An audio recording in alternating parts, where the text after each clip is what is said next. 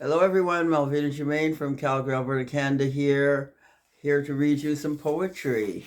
So please join me and come and have a sip of tea while I read my poetry. Mmm, delicious as usual. Have no idea what the flavor is. So I've chosen some poems for you today. A while back on Facebook, I said, hand me a word so I can write a poem and I'll use that word as a title. And Donald Relia handed me a word called vendetta. So I wrote a poem, my perspective, called Vendetta. It's about very dark people. I will beat you, hurt you, and kill you. No doubt will cross my mind. I'll wage a personal vendetta and avenge my family. There's nothing you can do to hinder or stop the likes of me. A bloodbath will be your blanket as you lay in the aftermath of scorn, and the pain you feel will grow as I celebrate while you wish you were never born. I'm going to kill you. It won't be quick. I'll beat you mercilessly with a rock and a stick. No remorse will cover thee as you cry out in pain. I'm a callous son of a gun, and evil is my name. Yes, a celebration shall follow your demise. As the heavens roll in the turbulent sky, I fear not a spiritual intervention, for my belief lacks in such regard. My only goal is to avenge my family. See, you stole a precious life from me. Now I'll return the dastardly deed. Evil begets evil indeed. Now let it be. That was vendetta. Those were the words I came up with. Easy when you're avenging your family. You think, what are you willing to do to avenge your family? Some of us are willing to do just about anything, and it doesn't really matter how bad. You love your family so much, and somebody hurts a family member, you're right there. I want to talk a little bit about this next poem that I'm going to read for you. It's called End the Madness, and it's all about drugs. And I still remember, I know I shared this once before, but I'll keep sharing it. A long time ago, when I was a teenager, I probably was 19 or 20 at the time. I'm not 100% sure on the age. Every time I share, it might come up different because I'm not sure. But I knew a lady and I used to go to her home. She had 5 or 6 kids and I would hang around with her. She was such a neat lady and she treated me nice and stuff. And one day she invited me to go to a party and she told me that I would have a lot of fun. And I decided to go with her at that young age of mine, thinking that she was going to look after me. She was a perfect lady, I thought, at the time. And when I went there, and there was I call it a sea of black. All I could see were all these black people, a sea of black, I call it. And I looked around and I didn't see her for a while. And when I did see her again, I was sitting with my back against the wall because I was in fear. I didn't like being there. I didn't feel good being there. And the next time I saw her, there was a window on my left and she was hanging out the window. And I realized I was in trouble. I had to get out of there. And they were all doing drugs. And there was a man sitting in front of me, and he was handing me a drug. And here, put this in your nose. Here, breathe this in. And of course, I didn't want to have anything to do with it. I just knew I didn't want to have anything to do with any drugs. And I kept looking around to try and find a way out. And I saw the way I came in. It was big, steep stairs that I had to go down. But I didn't care if I had to jump all my way down, which I pretty much did. And when he turned his back, I was out that door on the right. And oh, I slid down the banister. I jumped. I ran down those stairs as fast as I could get out of there. Opened the door, and I was out in the middle of Toronto, somewhere in the street. Had no idea where I was. But I knew if I made it to a corner, I'd probably find a subway station and I'd be able to get home to safety. Yeah, that's what happened to me. And I was able to escape. It was like having an angel on my shoulder where I wasn't taken over by a drug. So I wrote a poem I wanted to share with you. And I really feel it's very important to teach your children about their brain when they are young. Tell them how important that is, that they protect their brains. And some of us are really lax in that. And I don't know why we would take for granted that they would understand, but we need to teach them well. This is called End the Madness. Lies and deceit are sickening, but one's love keeps peering through. Now, the one who loves you most has seen the real you. So before you put that chemical in your body or the poison from that alcohol, before you place that needle in your arm and take another fall, we want you to know this is the last warning, the last plea, the last call. We're tired of that beast who holds you so very tight. We want you to take this call and try with all your might. It's time to end the madness, time to set things right. Now, the poem was actually about someone who had already got involved with drugs and were begging them to get help.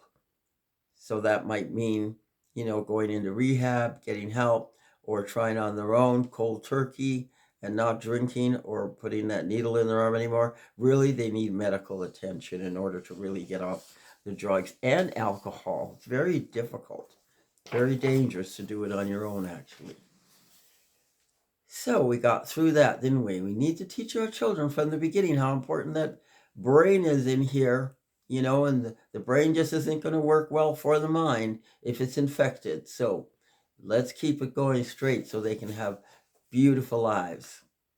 Another poem I have for you called I Stand for Thee. So whatever it means to you.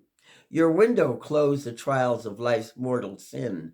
No justice for the gray of all men. Corruption spawned upon the royal throne as leaders drunk with stupidity bathe Old Green. I fear thee not, your daggers, or your sword. Triumphs in brutal truth and courage finds its place in me. And though death may knock loud upon my door, I'll not bow down and live your travesty.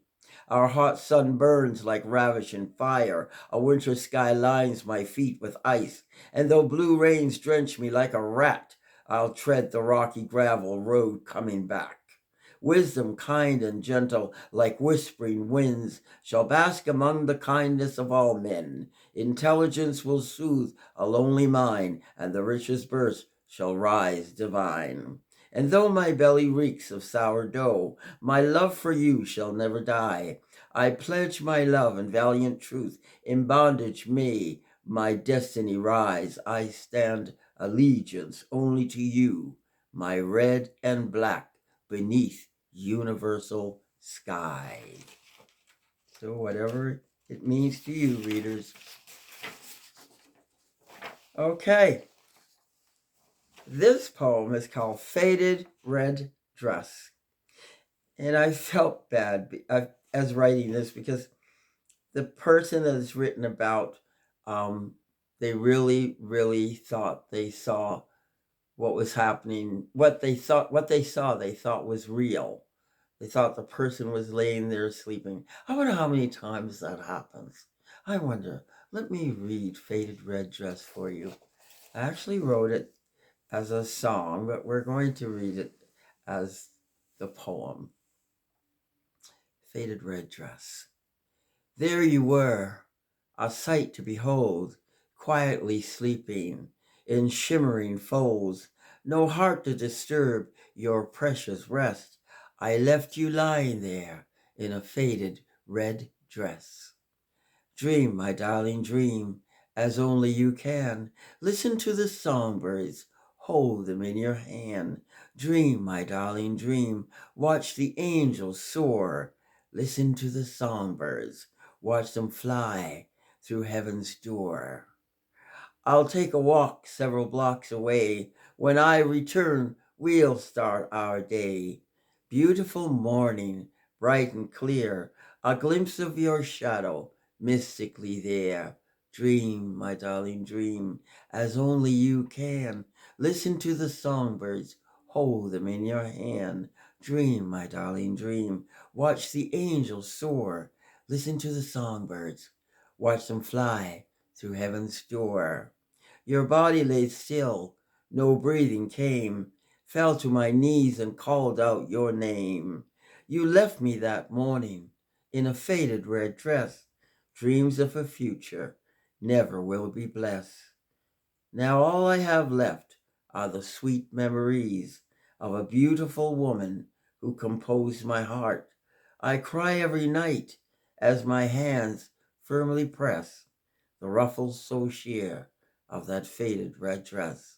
Dream, my darling, dream.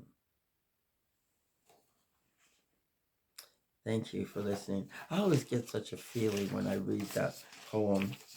I wrote that back in February 11th, 2007. So it was the first year, 2 years of my writing poetry that I wrote that one.